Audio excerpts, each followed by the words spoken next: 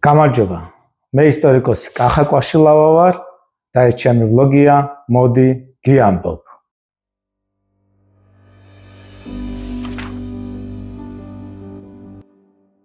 ვინ ჩემს შესავალ ნაწილს უყურა, იქ აღვნიშნე, რომ ჩემი ვლოგი არ იქნებოდა მხოლოდ მონოლოგი, არამედ ის დიალოგსაც შეითავსებდა და მოვიწვევდი ისტორიკოსებს, ლიტერატორებს, პოეტებს, სხვა პროფესიის წარმომადგენლებს და მათთან ერთად ვისაუბრებდი მათ ახალ წიგნებზე, მათ მიღწევებზე, მათ აღმოჩენებზე. ალბათ ვიდეო სათაურს დააკვირდით და წაიკითხეთ მესხი მელექსი. რა თქმა უნდა, ცნობილი ფრაზა ვეფხის ტყაოსნიდან და მიემართება საკუთრივ შოთა რუსთაველს, თუმცა დღეს ჩვენი სტუმარი იქნება შოთა რუსთაველის უმცროსი კოლეგა, ცნობილი სოხუმელი პოეტი გიორგი შარვაშიძის პრემიის ლაურეატი და ძალიან კარგი ადამიანი, შესანიშნავი პოეტი, ბატონი რობერტ მესხი.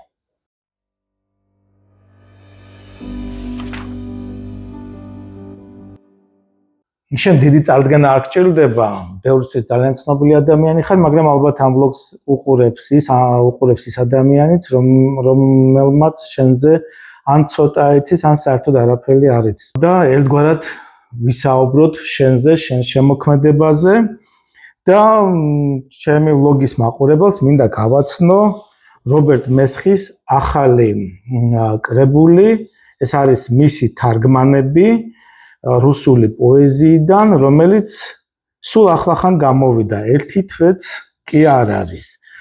რობერტი, გარდა იმისა, რომ ძალიან კარგი პოეტია, ძალიან კარგი მთარგმნელიცაა. ზოგჯერ შეიძლება პოეტი იყო კარგი, მწერალი იყო კარგი, მაგრამ თარგმანში ასე თუ ისე მოიკოჭლებდა. აი რობერტს ეს ორივე მხარე ძალიან გაწონასწორებული და შეიძლება ითქვას ორივე მხარე, როგორც საკუთრივ ინდივიდუალური, ორიგინალური პოეზია და პოეზიის ავტორი და როგორც პოეტი, ასე მთარგმნელი ძალიან მაღალი დონისაა და მისი თარგმანები და ის თარგმნის არა მარტო რუსული ენიდან, მას აქვს აგრეთვე უკრაინული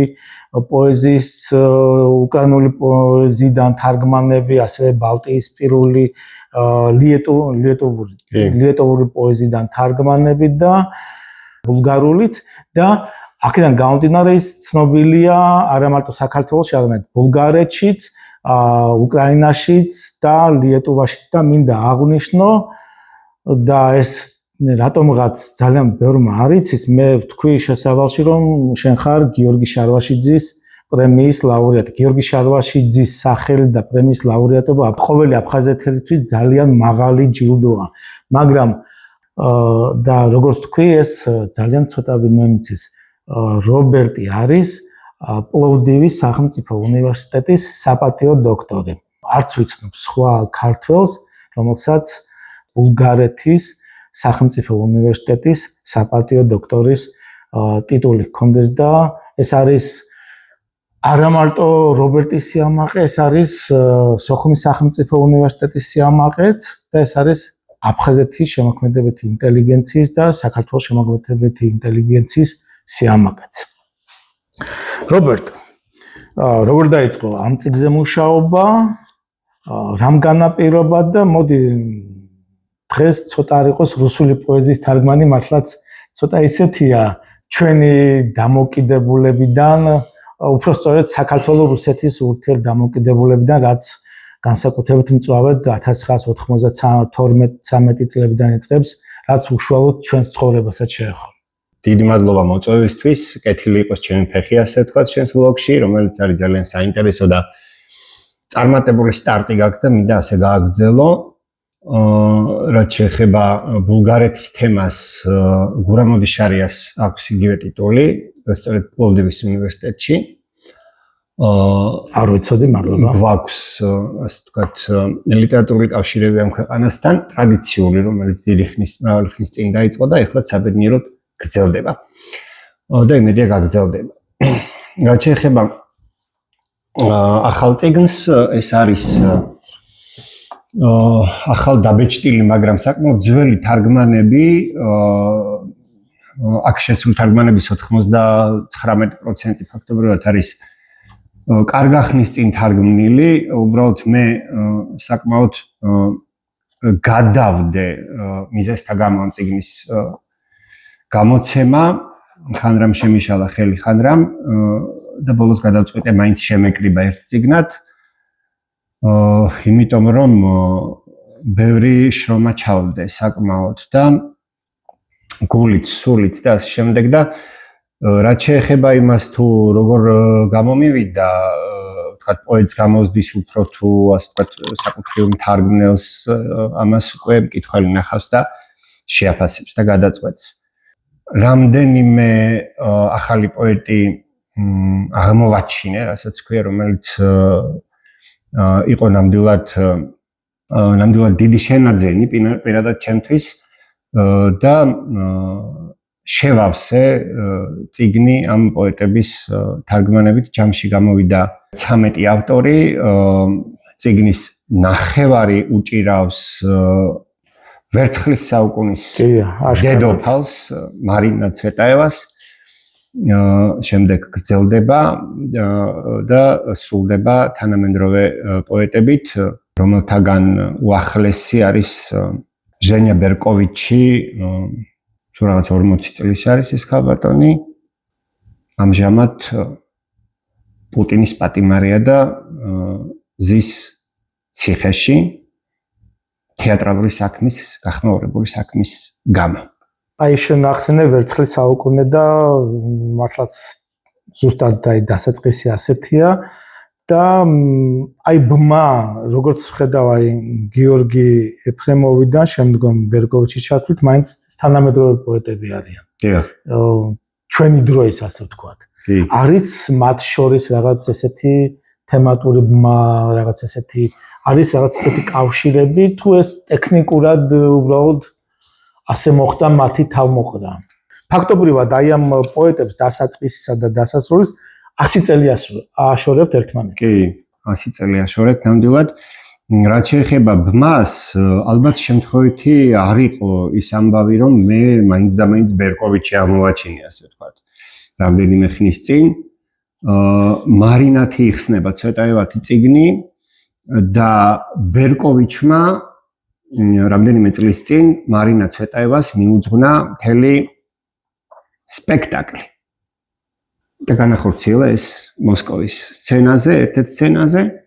აქედან გამომდინარე, როგორც ის ამბობს, ის ძალიან კარგად იცნობს მარინას, არ ვედაბუნებრივი ამაში და ეს ჩანს ბუნებრივი იმ სპექტაკლიდან და მისი ლექსებიდანაც, საკუთრივ ბერკოვიჩის ლექსებიდან. ასე რომ ამ წიგნში რაღაცნაირად ეს რკალი შევკარი. გარდა ამისა, წიგნში შესულია ალექსანდრე კაბანოვის რამდენიმე ლექსი თარგმანი.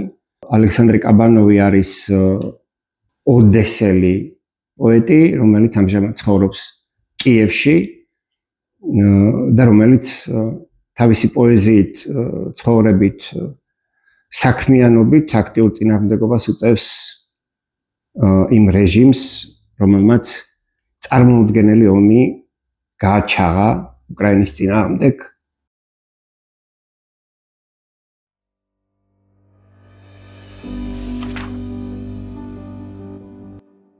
წიგნის რედაქტორი არის სოხუმის სახელმწიფო უნივერსიტეტის პროფესორი, ცნობილი ფილოლოგი, კრიტიკოსი ნანა კუცია და სხვათა შორის აი სახელწოდება, რაც ჩვენს ვიდეოს აქვს, მესხიმე ლექსი, სწორედ ჩემი გამოგონებაა, რა ჩემ დაუხავარა ეს ქალბატონი ნანას პოსტიდან ავიღე, როდესაც ნანამ გააზიარა სწორედ აი ამ წიგნის გამოცემა და ავტორს მიულოცა, მთარგმნელს მიულოცა ამ წიგნის გამოსვლა და აღნიშნა, რომ სოხუმის სახელმწიფო უნივერსიტეტს ყავს თავის მესხიმე ლექსი და ეს მომეწონა, აი მართლაც რობერტი გვარად მესხია და ეს ვინმე მესხიმე ლექსი ყველანაირად ჩაჯდა. რობერტი ჰუმანისტი პოეტია. ჰუმანისტი პოეტია, მისი პოეზია ჰუმანურობითაა განრჟღენთილი და აი ძალიან დიდი სიყვარულის მის ლექსებში ერთდროულად შეიგრძნობს მკითხველი და მე მისი ერთგული მკითხველი ვარ. აი ამ ჰუმანურობას, სიყვარულს და ტკივილს, აი და მე რობერტ არ ვიცი, მაგრამ ალბათ ვინმეს რო ეთქვა, რომ რობერტი ოდესმე აი რუსულ პოეზიას თარგმნის, აი გულწრფელად ვამბობ, პირველივე რაც თავში მივიდოდა, რაც შენს სულისკვეთებასთან, შენს ხასიათთან, შენს ხედვასთან არის, ალბათ ეს ვერცხლის საუკუნეა. და აი მართლაც ყოველგვარი თეთიკის გარეშე ვამბობ, პირველი რასაც ვიფიქრებდი, რომ სწორედ რობერტი იქნებოდა აი ვერცხლის საუკუნის პოეზიის მთარგმნელი, რუსული აი საინტერესო რუსული პოეზიის, რუსული ლიტერატურის აი საინტერესო ეპოქის წარმომადგენელი, რადგან ზუსტად აი ეს ხასიათი, ეს სულისკვეთება, ის ხედვა, ის ფილოსოფია, იმ ფილოსოფიის მატარებელია სწორედ ჩვენი ვინმე მესხი მელექსეც. რამდენიმე ლექსი რო წაგვიკითხო, რომელიც ძალიან გამორჩეულია და რომელიც ძალიან გიყვარს აი ამ კრებულიდან. სიამოვნებით, კახა, მადლობა. აქვე მინდა, რა თქმა უნდა, ვახსენო წიგნის რედაქტორი ნანა კუცია და მადლობა უთხრა მას ყველაფრისთვის, თანადგომისთვის, მეგობრობისთვის, ამ წიგნის რედაქტირებისთვის, აი, რედაქტორიც არის და რედაქტორიც. ეს იყო ისეთი ძალიან გულიანი, პატიოსანი შრომა მისი მხრიდან შენიშვნების დიდი უმეტესობა წიგნში გათვალისწინებულია. მადლობა კალბატონ ნანას ისევ და ისევ. გარდა იმისა, რომ არაჩვეულებრივი ფილოლოგია აქვს სიტყვის ძალიან უფაქიზესი გრძნობა, ძალიან კარგი ცოდნა ზოგადად პოეზიის, მშობლიური ენის და ასევე იმ ენის, საიდანაც არის ეს წიგნი თარგმნილი. ლექსებს რაც შეეხება, რადგან ჩვენ ვახსენეთ ბერკოვიჩი საუბრის დასაწყისში, მოდი დავიწყოთ მისით, რომელიც ამ წიგნს ხურავს. ეს ლექსი ეხმაურება სწორედ იმ თარიღს, რომელიც არის თებერვლის თარიღი და მეტად ტრაგიკული უკრაინისთვის. ეს ლექსი დაიწერა 22 წლის ნოემბერში, ანუ პრაქტიკულად რამდენიმე თვის დაწყებულია რუსეთ-უკრაინის ომი. იბრძოდა, მაგრამ არ უყვარდა ომზე ლაყბობა. თუ სტკიოდა, თვითონ სტკიოდა. არც ის, რომ ვიღაც გამოტეხვას მისას ლამობდა, თუმცა ადრეც არ მოსდიოდა თვალში ერთგვარად სააღლუმე, ყბედი ტიპები, რომლებიც სიტყვით გაბრუნებენ დიდ ჭირო არამთან, ამ მიამიტი ხერხით სწამდა და ნამდვილებით, ვინმეს მაინც დაიფარავდა. შემოდის დილით და ყოველთვის დგება სარკმელთან, რამდენიმე ღერ სიგარეტსაც ზედიზედ მოწევს და უწურილმანეს დეტალებთან ერთად აღბეჭდავს გონება მას, ვინც არაფრით ჰგავს საკუთარ პორტრეტს. ორჭიქა რაღაც საზიზღრობას დალევს და უმზერს, ფანჯრიდან ობოლნავ მისადგომს და ზღვას, რომელსაც ზღვის სისავსე გადასდის გულზე დუმს, დუმილი აღარ მობეზრდა. ჯერ კიდევ წინა ცხოვრებიდან მახსოვს სრულებით ყველა წვრილმანი, ძერწვა კიდევ ცალკე ჟინია. ჩანს პარკში კურდღლის და მელიის ნაფეხურები, ქვიშაყრილზე თოვლის ზვინია. და ომზე უკვე კითხვაც არ ღირს, რადგან ამჯერად თავარია რომ სამუდამოდ აქ გყავს მამიკო, კოდარია, მაგრამ განაამით რამე შავდება. ვისი მამაა დღეს ცოცხალი, შენი რომ იყოს.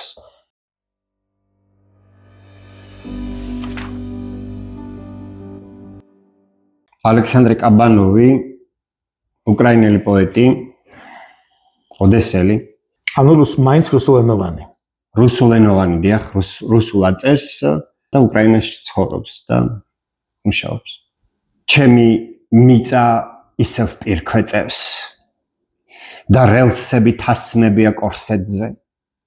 ორთქლმავალი ბროლის მდევს და მდევს, ცეცხლფარეშად თვით გაბრიელ როსეტი. თუ ღუმელში ალი დაღლას გრძნობს, თეთრი სიცხე თუ კი სუნთქვას ახშირებს, გაბრიელ შეყრის ყინულს თოვს, ხან კი გააქტიურებულ ნახშირსაც, და სიმშვიდე მის წიაღშიროს გაქაფულის წვდება ნიკაპს ხველებით გაბრიელი აღარ კარგავს დროს იპრიალებს ბროლის პენის ხელებით სიცოცხლე ჰგავს ჩამოფხრეწილ ტრუს ცის სარჭებით უფრო მოკლედ თუ გნებავთ ჩემი მიწა პირქვე წევს და დუმს და პირველი ღამის ღმერთს აქვს უფლება აი ეს გზნობა რასაც იწვევს შენი ქვეყნის დაბომბვა და ვიცი თუნდაც ოდესაში რა ხდება როგორ ხდება და აი ვისაც ომი არ გამოუცდია ვისაც იმ ჭურვის ხმა არ გაუგია ალბათ ცნელი ამიშენ მას გაუჭირდება და ჩვენ ეს რომ გამოვცადეთ რომ ვიცით ამიტომ ვართ გარდა სხვა მიზეზების გამოც უკრაინასთან ესეც გვაკავშირებს ეს ბმაც ჩვენში ის წვილი დღემდე ისმის რაც 33 წლის წინ იყო რობერტ თვითონ კაბანოს თუ იცნობ თუ ქონდა მასთან კაბანოს საშუალება კაბანოს ვიცნობ მხოლოდ Facebook გვერდიდან გვაქვს მიმოწერა პერიოდულად ამას გულისხმობდი კი მან გამოსცა სულ ახლახან ახალი პოეტური კრებული ულოცავ მას ამ კრებულს ულოცავთ და გამძლეობას და გამარჯვებას ვუსურვებ უკრაინელ ხალხთან ერთად დიდება გმირებს მას აქვს ერთი პატარა ლექსი რომელსაც მე ასე ვთქვათ შევეჭიდე და მიუხედავად მისი ზომით სიმცირისა საკმაოდ გამიჭირდა ამ ლექსის გადმოქართულება არ ვიცი რის გამო და ბოლო-ბოლო ასეთი რამე გამოვიდა მგონია რომ ძლიერი ლექსია და სულად შედევრია მისი ერთ-ერთი მინის ფრჩხილებში გრაპა ბედიც ცხადია მისი რა რომის პაპი ყვალხარ ცოლის რეპლიკა ისმის მე კი ვაშს ვუმზერ ჩემსას ჩემს ჯვარს ყველაზე ძვირფას ხესავით როგორ შრება სპაგეტის როგორ მისდგა რაც შეეხება მარია მარკოვას აქვს მას საკმაოდ ძლიერი პოეზია ერთ-ერთი ასე ჟღერს meine liebe ვერ გადაიტან თურმე წყარეთს ქრონიკონის ხრჩოლავს მამულის კვამლზე მწარეთ კოჭლის ტრიქონი ენა ბროლია უთარგმნელად გესაუბრება როდისღა გაქცევს ისევ ხელად თავისუფლება ნიადაგახლის ძიებაში ცხოვრება გიწევს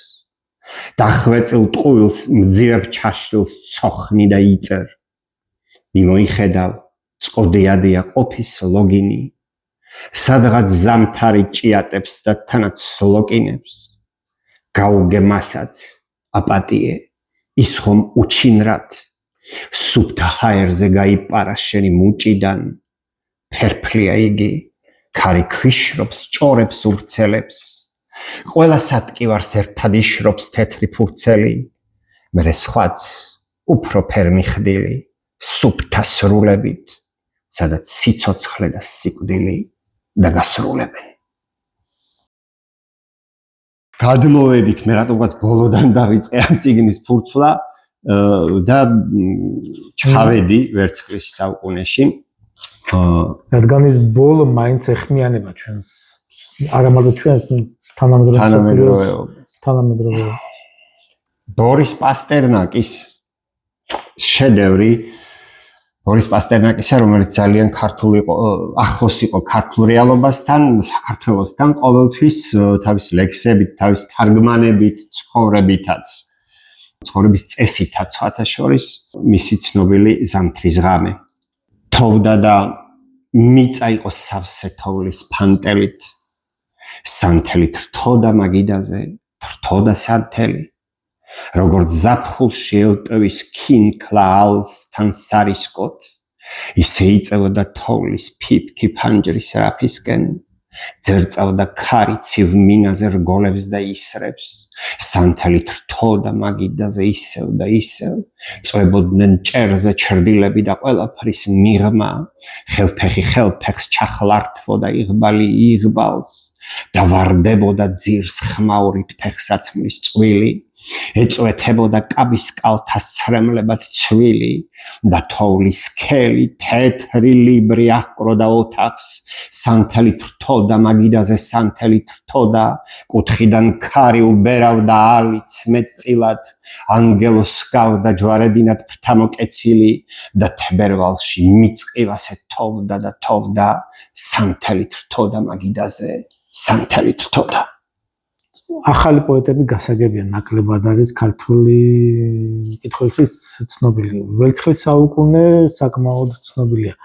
აი ამ წიგნში შესული ლექსები პირველად ნათარგმნია თუ შენი ვერსიაა, რომელიღაც თარგმნილია? მადლობა ამ კითხვისთვის. კახა პირველად თარგმნილი არ არის ნამდვილად ეს კონკრეტულად ეს ლექსი, რომელიც წეგან წავიკითხე ძალიან ბევრის მიერ არის ქართულ პოეზიაში თარგმნილი და სულაც ერთ წიგნად გამოიცა როგორც ერთი ლექსის თარგმანი რამდენიმე წლის წინ.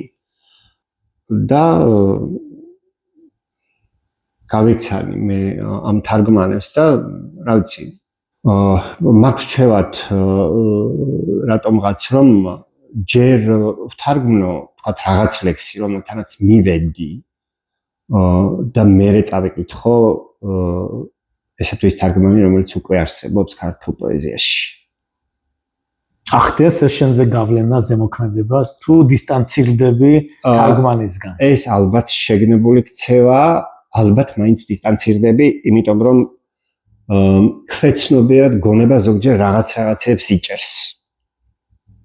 თუნდაც რომელიმე სიტყვა შეთანხმების სახით ან სხვა არსებობს ისეთი ლექსები, სადაც ვერაცდება მთარგმნელი თუნდაც თვითნებურ გამეორებას, იმიტომ რომ უპრიანი იქნება უბრალოდ ასე თარგმნა ამ კონკრეტული სტრიქონის თქვა ხომ?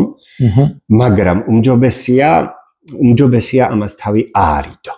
თარგმანი გარდა იმისა, რომ ლექსის სულიერ და შინაგან და ემოციურ მხარეს მოიცავს, ასევე მოიცავს ტექნიკასაც და უნდა იცოდე ვინ კონკრეტულად და როგორ შეეხო ამა თუ იმ ლექსს თავის დროს. გეთანხმები, მაგრამ მე ერთი მინდა აღვნიშნო, რობერტს უკვე ჩამოყალიბებული აქვს თავის სტილი, თავის ლექსიკური მარაგიც, თავისი რითმის ზომაც, ზოგან ურითმობაც, მაგრამ თავისი სტილი, თავისი ხელწერა აქვს, რომელიც სხვა პოეტებში, სხვა თარგმანებში არ შეგეშლება. მადლობა, ისე მოახერხე და გამაწი. ცვეტაევასთან დაკავშირებით მინდა ვთქვა, რომ აქ ბუნებრივად მეორდება ის ლექსები, რამდენიმე ლექსი, რომელიც ადრეც იყო თარგმნილი ქართველი მთარგმნელების და პოეტების მიერ, არის ის ლექსებიც, რომელიც არ იყო თარგმნილი. წაგიკითხავთ ორიოდეს. სიკვდილის პირას აღარ ვიტყვი, ვიცხოვრე მეთქი. არ ვნანობ ძებნა დამნაშავის არ მდომებია არის ამ ქვეყნად საზრუნავი იმაზე მეტი ვიდრე ვნება და სამიჯნურო გმირობებია შენ ვინც ფრთის ცემით აიკელი გულის ფიცარი ვისაც მარადი შთაგონების ქვია მწვერვალი ნურას დროს წახვალ ნურსად წახვალ იყავნ იბრძანებ მე სამუდამოდ დაწინდული შენზე მხევალი. ახლა თარიღს დავაკვირდი 1918 წლის 30 ივნისი. ქართახილების ეპოქა, ყოფილი რუსეთის იმპერიის ტერიტორიაში ბოლშევიკური გადატრიალება და მთელი ის ტერორი, რაც დაიწყო და რაც შემდგომ ცვეტაევას სდევდა ბოლომდე. კი, სდევდა თავიდან ბოლომდე.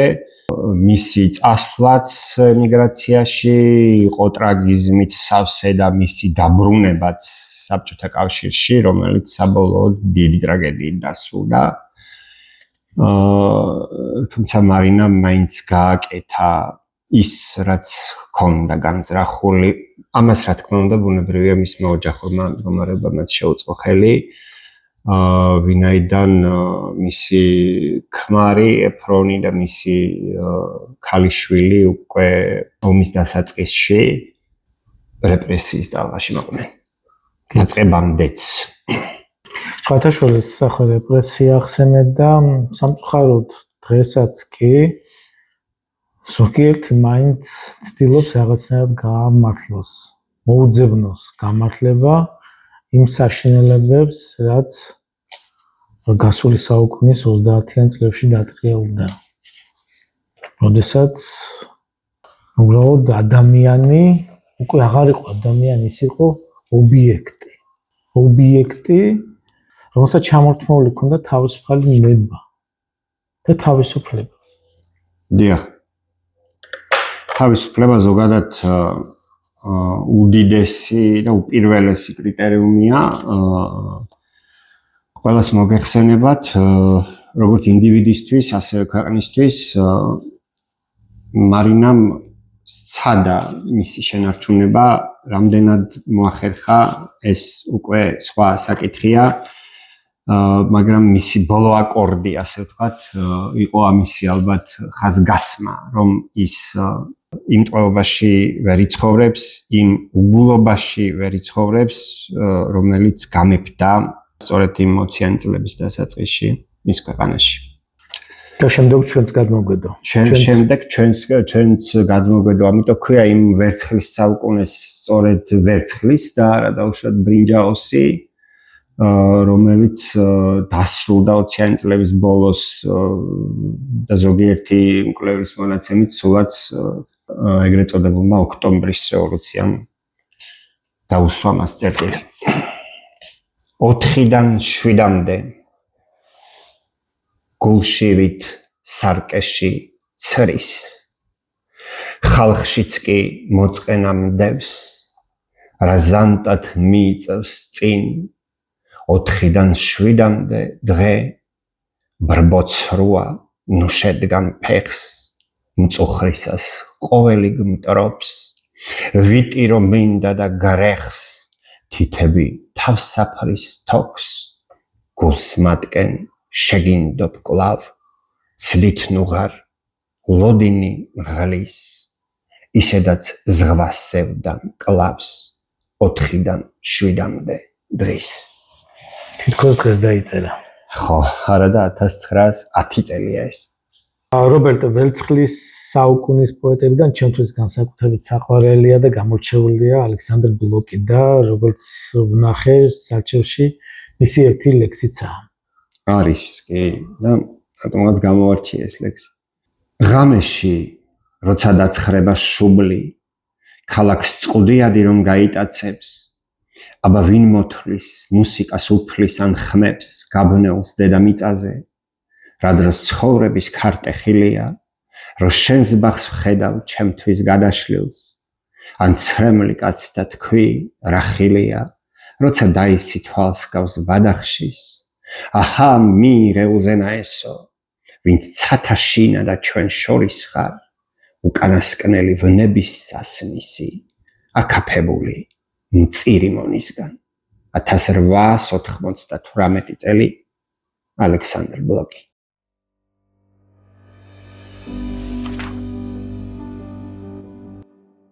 დიდი მადლობა რობერტ ამ შესანიშნავი თარგმანებისთვის და აი ამ ბლოგში, აი ამ წიგნის წარდგენისთვის. რობერტი, როგორც შესაძლოა თქვი, სოხუმელია. და მის პოეზიას გაზდევს.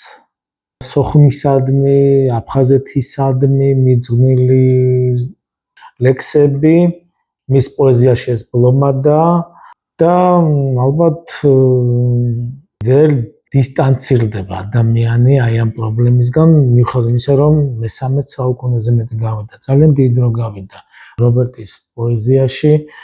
ეს განსაკუთრებით იგრძნობა და ამას კიდევ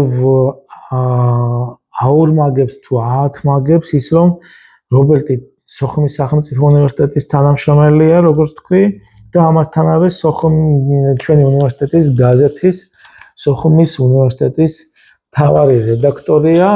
26 წელი, ანუ მე-4 საუკუნეზე მეტია, ხელმძღვანელობს აი ამ გაზეთს, ვინც ამ გაზეთს კითხულობს, ერთხმად გეტყვით, რომ პირველი რის წაკითხვასაც ჩვენ ამ გაზეთში ვიწყებთ, ეს არის რედაქტორის სვეტი, რედაქტორისგან ასე აწერია და საინტერესოა, რომ შარშან ძალიან ბევრმა ურჩია, რამდენიც ვიცი, რობერტს ეს სვეტი ცალკე წიგნად, ცალკე კრებულად გამოეცა და მართლაც აი 2024 წელს დღისნათლი იხილა კრებულმა, რომელსაც რედაქტორის სვეტი ეწოდება და ისე ჩანს, რომ ამ კრებულს გაგრძელება ექნება. და სახში ცოტა ამეღია გაზეთი, ჩემი მეუღლე შორინა პირველი რასაც იწყებს, აი რედაქტორის სვეტის წაკითხვას, რედაქტორის სვეტით ეცნობა აი ამ გაზეთს.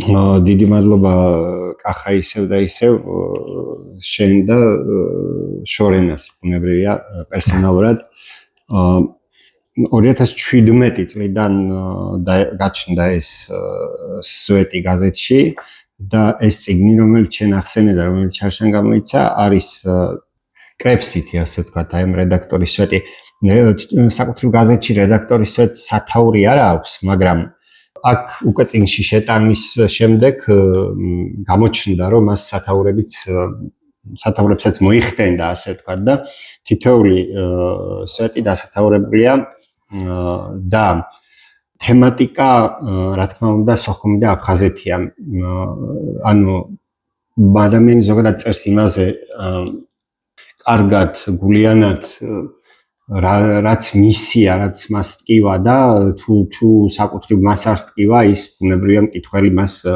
ვერც ნახავს და ვერც განიცდის.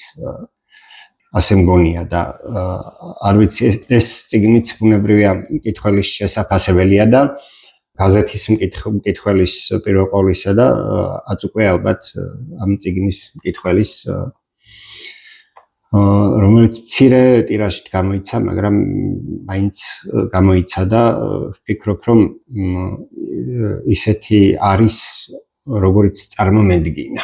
რობერტმა შენიშნა წიგნი სამწუხაროდ მცირე ტირაჟით გამოიცა, მაგრამ ვინც დაინტერესდებით და თუ რას წერს რობერტი ამ რედაქტორის სვეტში, შეგიძლიათ ჩვენი უნივერსიტეტის ვებგვერდზე იპოვოთ გაზეთის ელექტრონული ვერსიები და 6 თუ 7 წლის არქივია საიტზე და შეგიძლიათ იქ გაეცნოთ უშუალოდ აი ამ ტექსტებს.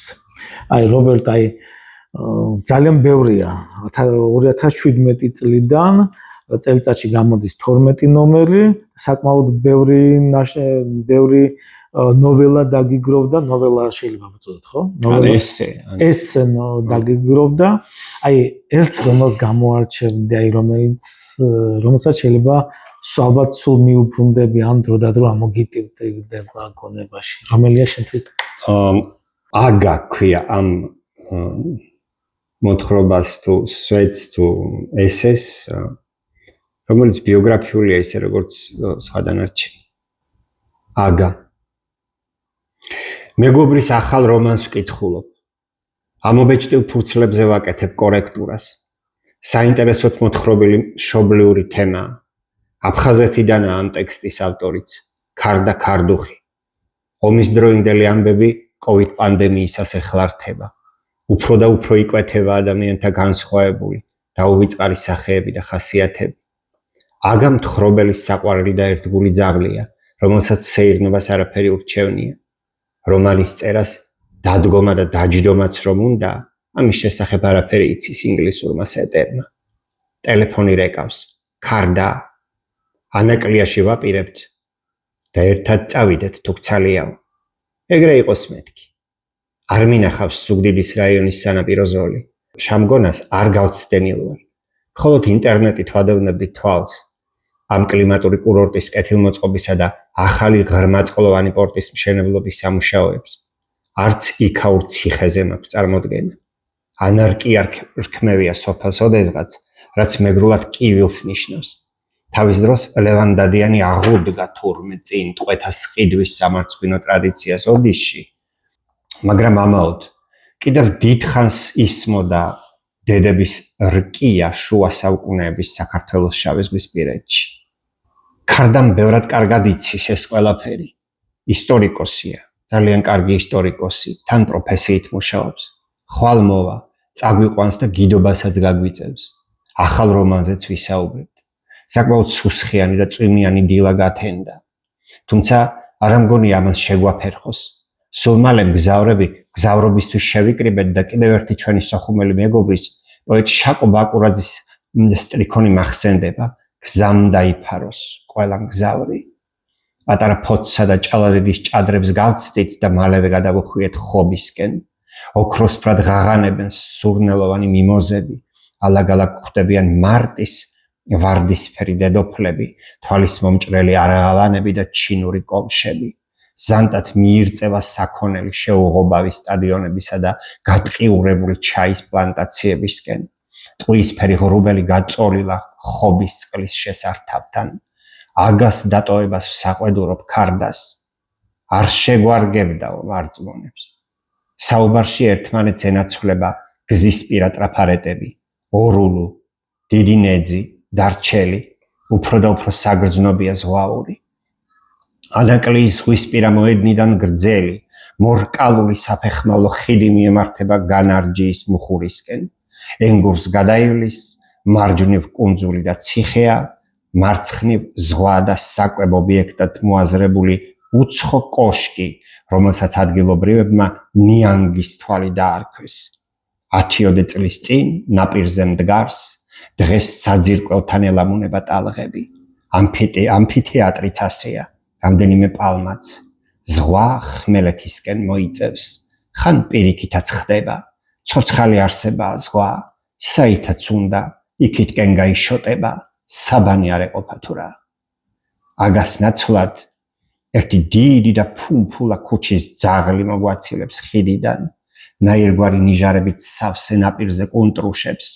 პირველად ვხედავ შემოღობილ ზღვას. ხმელეთიდან გამოჭიმული მავთული ზღობე პირდაპირ წყალში ჩადის. თითქოს არსაიდან გამოჩენილი კაცი გვაფრთხილებს, რომ ამ მავთულს იქით წასვლა არ შეიძლება. არც ფოტო გადაღება, ჩვეულების ამებრ კამერა მიჭირავს. ქარდა და ძაღლი ბეტონის რიკულზე დგებიან, აფხაზეთს გაჰყურებენ. გადახტი ცუგა, შენ არაფერს გეტყვიან, ამბობს ქარდა და ვფიქრობ, შეიძლება აგაჰქვია ამ ძაღლსაც და ჯერ არ დაბეჭდილი რომანიდან გვიცნობს. სხვათა შორის არ მიყვარს ზუგდიდში ჩასვლა. რატომ კახა? არ მიყვარს, იმიტომ რომ ვიცი რომ იქიდან ძალიან მოკლე მანძილია სახლამდე. და არ მიყვარს ზუგდიდიდან თბილისისკენ დაბრუნება. ასე ყოველთვის განვიცდი რომ ისევ იმ გზას გავდივარ სოხუმიდან გამოსვლის და ამიტომ თუ შესაძლებლობა მაქვს, თუ შემიძლია ავირიდო, ყოველთვის ვცდილობ ავირიდო ზუგდიდში ჩასვლას. სწორედ იმის გამო, რომ იქ არ მივიდე და იქიდან უკან არ მოვბრუნდე. მესმის კახა.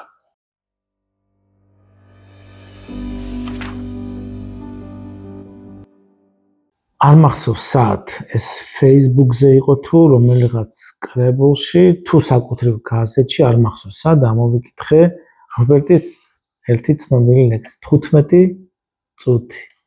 პატარა ლექსია, მაგრამ მთელი ეს ტკივილი და სიყვარული აი ამ პატარა ლექსია ჩატეული, ისე რომ ზოგჯერ ვფიქრობ, როდის დავბრუნდებით. ალბათ კიდევ არ მინდა კიდევ 15 წუთი ველოდო. მთვარე და ქუჩა არის ასეთი კრებული. იქ არის შესული ეს ლექსი,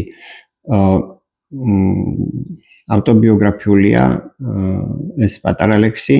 15 წუთი, ხო, შენ თქვის არ იყოს, მეც ასე მეგონა მაშინ, რომ 15 წუთი ხო, თითქოს საფელი არ არის ავტობუსის ლოდინისთვის, ვისთვის ბევრია, ვისთვის ნაკლებია.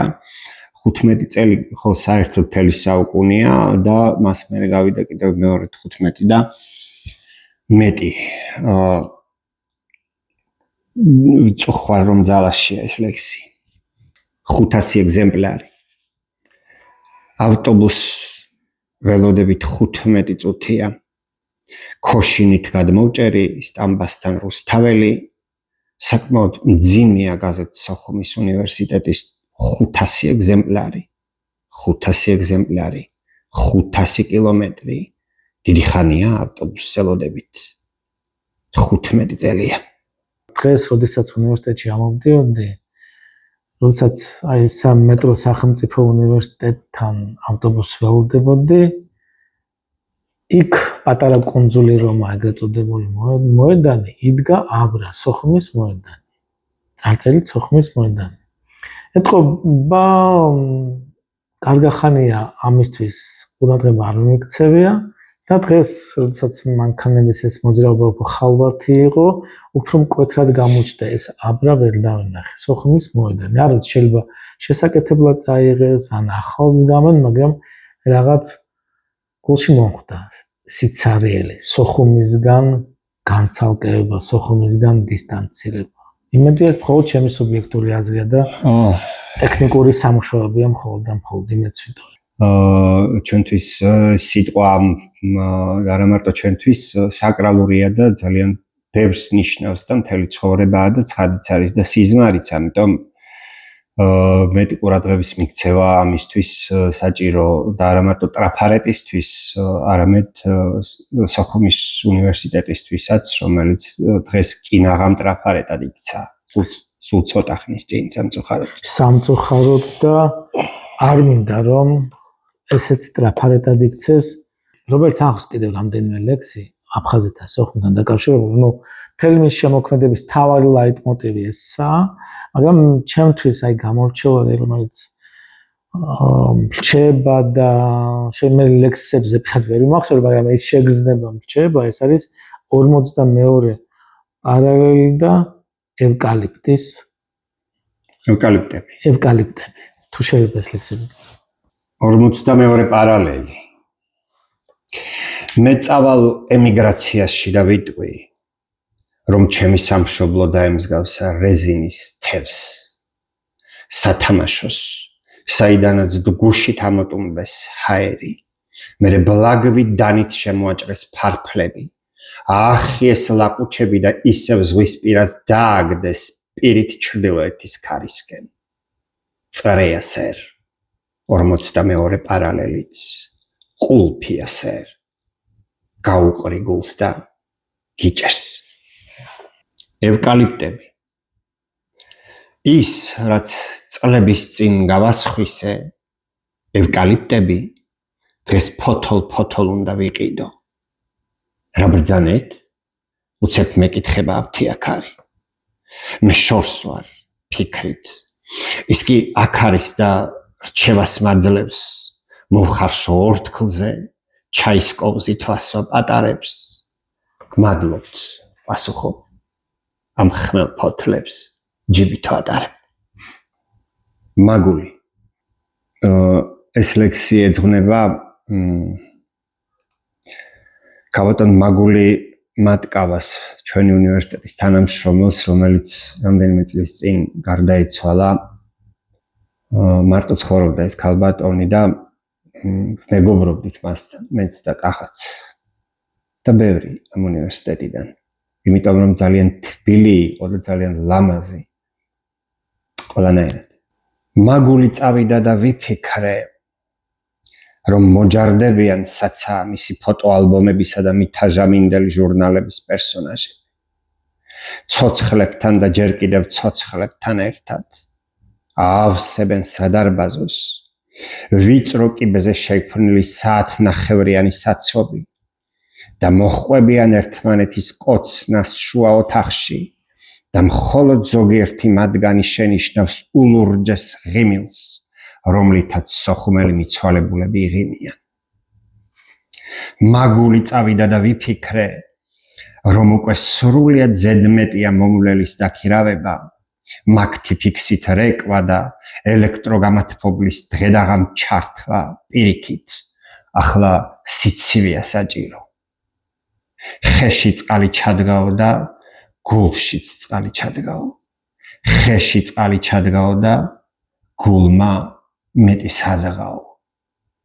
სეპტუაგინტა ხეებს რომ კათეტერები აქვთ და დრენაჟები ხეებმა რომ წყლის ამოტომბვა იციან ქირურგების სიზმარი მაგული წავიდა და ვიფიქრე რომ კარგი იქნებოდა მის საფლავზე ერთი ევკალიპტის ცისფერი ნაძვის ან ბიჭვინთის ფიჭვის დარგვა თუ კი იხარებდა დღეს ხომ ხეების ახალი წელია დიახ, სამწუხაროდ აი ამ ლექსმა გაგვახსენა ძალიან ბევრი ჩვენი კოლეგა, რომლებიც წავიდნენ დარდით, ტკივილით და მაგრამ ჩვენს გულებში დიდი სიყვარული და სითბო დატოვეს. კი მართლაც. აფხაზური მითოლოგიიდანა სასრიყვა ქვია ლექსს. სასრიყვა ქვახარდა მუხალი და მარწუხი. მიეგდე კუთხეში ძმებს და დასაწუხი. გინდ გულით გაათვე, გინდ ცხელი ვარსკვლავით. ხომ ხედავ შენები ძუის ყულფს ნასკვავენ. შენ კი ქვად ნაშობო, ძმაც გიყვარს, დაც გიყვარს. სიყვარულს ქვის მეტი რა მოაქვს სასრიყვა. რას მეტყვი მიწაზე, ათანეი გვაშაზე. დედა დაგლოცავს, დაგწყევლის მაშასე, იფხიზლე, მოჭიმეს ნართებმა ისრები, ქვის ძეო, ქვახარდა, ქვით გაისრისები, მაგრამ სხვა ძალა აქვს ავსიტყვას გესლიანს და გუნდაც დღეიდან ფუტკრების მწყემსია, ვის უნდა სასრიყვავ ეგ შენი სიკეთე, წაიღეს ტვირი და შიშველ მუხლს მიხედე. რობერტ, აი აფხაზური მითოლოგიიდან მოიხმე ცნობილი პერსონაჟი და აი გაზეთს, სოხუმის უნივერსიტეტის გაზეთს აწელია სიყვარული გზად და ხიდად. ჩვენს აფხაზ თანამოძმეებთან ერთ ქვეყანაში უნდა ვიცხოვროთ, რომელსაც საქართველო ქვია. საქართველოა მათიც და ჩვენი საერთო სამშობლო. ჩვენ დღემდე ვუფრთხილდებით ამ ურთიერთობებს. დღემდე გვტკივა ისინი უჩვენოთ და ჩვენ თავი მათ გარეშე. სამწუხაროდ მე იმის თქმა შემიძლია, რომ თანამედროვე აფხაზ პოეტებში ვერ ვნახავ, ვერ მოვიძიე ვერცეც, რომელიც თუნდაც საკუთარი ლექსისთვის აი ამ ხიდის გასავლებად ქართულ მითოლოგიას ან რაღაცას მოიხმობს. სამწუხარო რეალობაა. სამწუხარო რეალობაა, გეთახმები კახა. ჩვენ გქონდა სხვა დროს მცდელობა მათთან ასე ვთქვათ გასვლის, ეს იქნებოდა პირდაპირ გასვლა თუ ეს იქნებოდა ვთქვათ სოციალური ქსელებით თუ სხვა, მაგრამ ძალიან ჭირს ეს ამბავი, ისინი იკავებენ თავს ამისგან, იმიტომ რომ საკმაოდ დიდი წნეხია, პირდაპირ რუსული FSB ახორციელებს ამ წნეხს და აკონტროლებს არამხოლოდ ვთქვათ რაღაც პოლიტიკურ მოძრაობას, ვთქვათ ხო, პოზიციას თუ ოპოზიციას თუ ამ შემდეგ, არამედ ხელოვნების ყველა სფეროს, ყველა დარგს აბსოლუტურად რას წერას კითხულობ და ამ შემდეგ. და მათ არ მიყვირს რომ აქედან გამომდინარე მათ უჭირთ კონტაქტზე გამოსვლა, თავს იკავებენ ამისგან. თუმცა თითოეულა ცდა მაინც არსებობს. წლების წინ მე წკარედის დახმარებით ვთარგმნე რამდენიმე აფხაზი ავტორის საბავშვო ლექსი, რომელიც დაიბეჭდა კიდეც ლიტერატურულ პრესაში და რა ვიცი, ეს იყო ალბათ ერთ-ერთი ნაბიჯი ჩემი მხრიდან. მე არ ვიცი ამ პუბლიკაციამ მიაღწია თუ არა სოხუმამდე, მაგრამ ყოველ შემთხვევაში ასეთი რამე არსებობს ბუნებაში. ყველა როდი წერს რუსულად, არის იქ თიძე ჩამოსათვლილი ავტორები, რომლებიც აფხაზურად წერენ საბედნიეროდ, მაგრამ წერენ.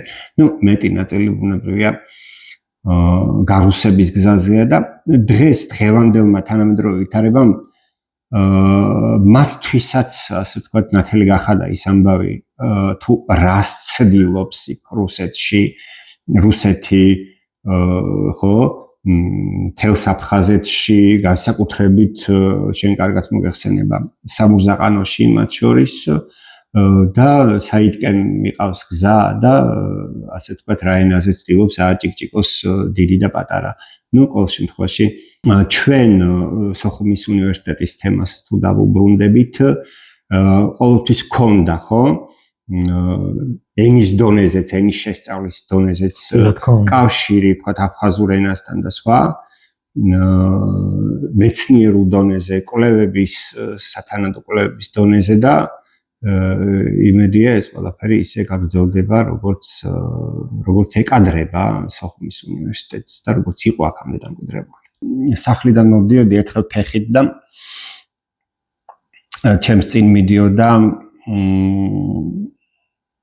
ორი ახალგაზრდა სტუდენტები როგორც დიალოგიდან შევატყვე მესმის მათ დიალოგი და ერთი მეორეს სოხუმში ჩავაბარეო მეო სოხუმში ჩავაბარე სოხუმში მივდივარ სტუდენტებიც და არა მარტო სტუდენტები ასე ვიხსენიებთ ჩვენ რომ სოხუმში მივდივარ ნიშნავს იმას რომ ჩვენ აქ ამოვდივართ სოხუმის უნივერსიტეტში სადაც ჩვენი სოხუმია რამდენიმე ათეული წელია უკვე და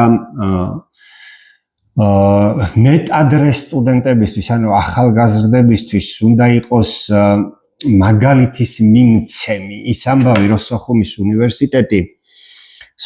უნივერსიტეტი კი არ ქრება რადარებიდან ასე ვთქვათ არამედ პირიქით ძლიერდება ახალგაზრდამ გალიდან წამოსულმა ხო ზოგადად აფხაზეთიდან წამოსულმა თუ აქაურმა თუ არ აქვს მნიშვნელობა საიდან იქნება ხო უნდა იცოდეს რომ მე მივდივარ იმ უნივერსიტეტში რომელიც ძლიერი იყო ყოველთვის და კიდევ უფრო ძლიერდება იმიტომ რომ ეს არის სიმბოლო ჩემი ქალაქის ჩვენი ქალაქის და იმ ქალაქის სადაც ეს უნივერსიტეტი დასუსტებული კი არ უნდა ჩავიდეს და მერე კი არ უნდა შეიძინოს და შემოიერთოს რაღაცეები არამედ უკვე დაფრთიანებული ძლიერი და ერთიანი უნდა ჩავიდეს აქ ეს უნდა იყოს დიდის და პატარის საზრუნა ეს უნდა გაიცნობიეროს დიდმა და პატარამ და ვიტოვებ იმედს რომ ეს ასეც იქნება ჯერ კიდევ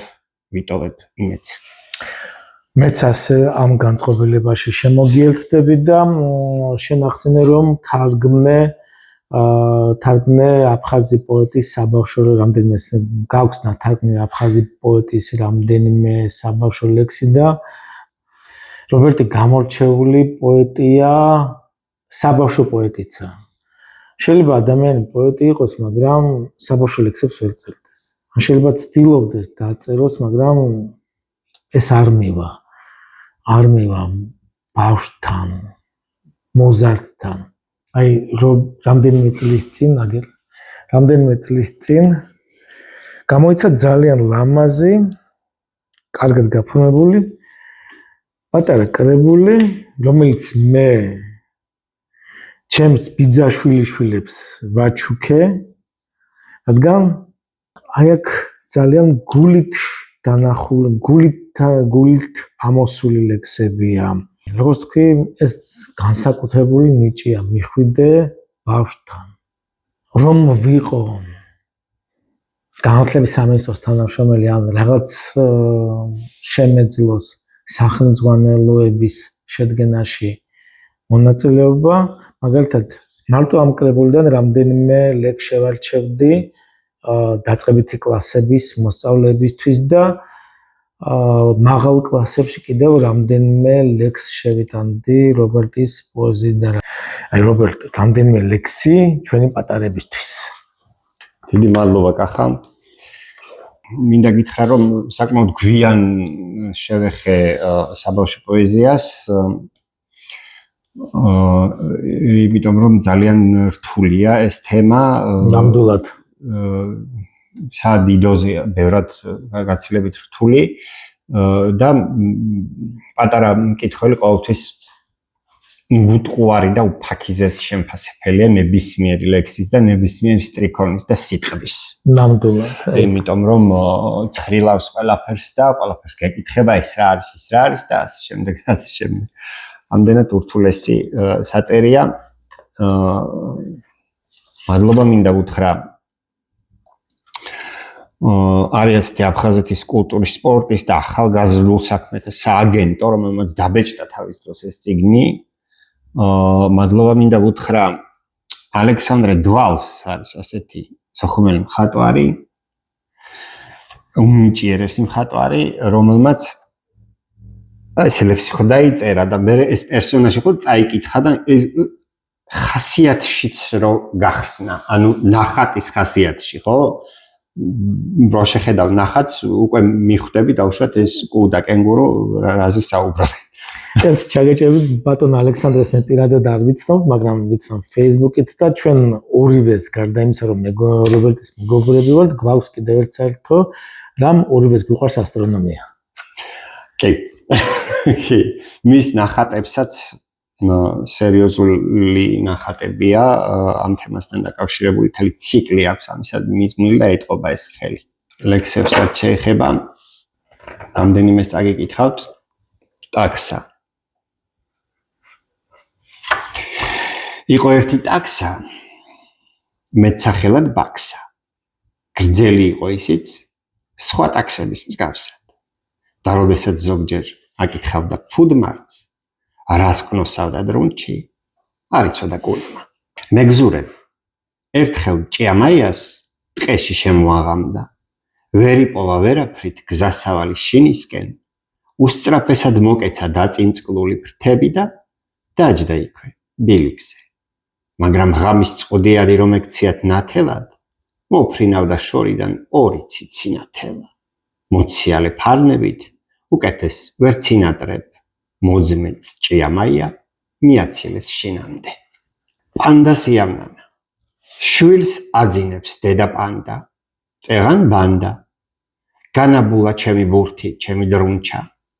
რბილი თათი უდევს ყურთით, თვალებს ხუჭავს. ხვალდილამდე ფერად სიზმრებს ნახავს. პატარაა პანდა ჯერაც, რა ქნას ახლა.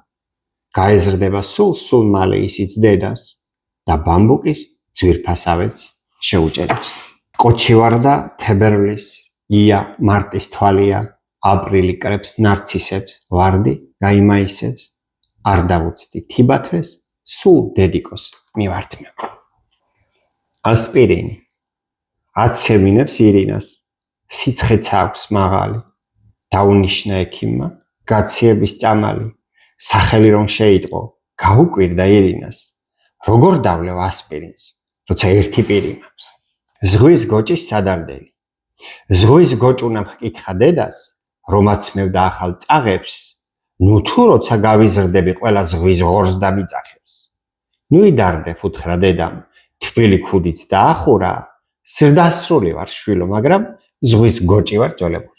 დიდი მადლობა რობერტ სტუმრობისთვის და ამ საინტერესო საუბრისთვის და მინდოდა რობერტის შემოქმედებაზე საუბარი, მეტნაკლებად მგონი შევძელით, გამოგვივიდა, თუმცა ეს ალბათ არ იქნება, ჩვენ ამაზე არ გავჩერდებით და ალბათ კიდევ შევხვდებით, მით უფრო რომ ვიცი რობერტს უკვე მზად აქვს კიდევ ერთი წიგნი, რომლის რედაქტირებაზეც, შემუშავებაზე, დაკაბადონებაზე მიდის მუშაობა და ალბათ ამ წლის ბოლომდე მასაც და ჩვენც კითხველები ვიხილავთ.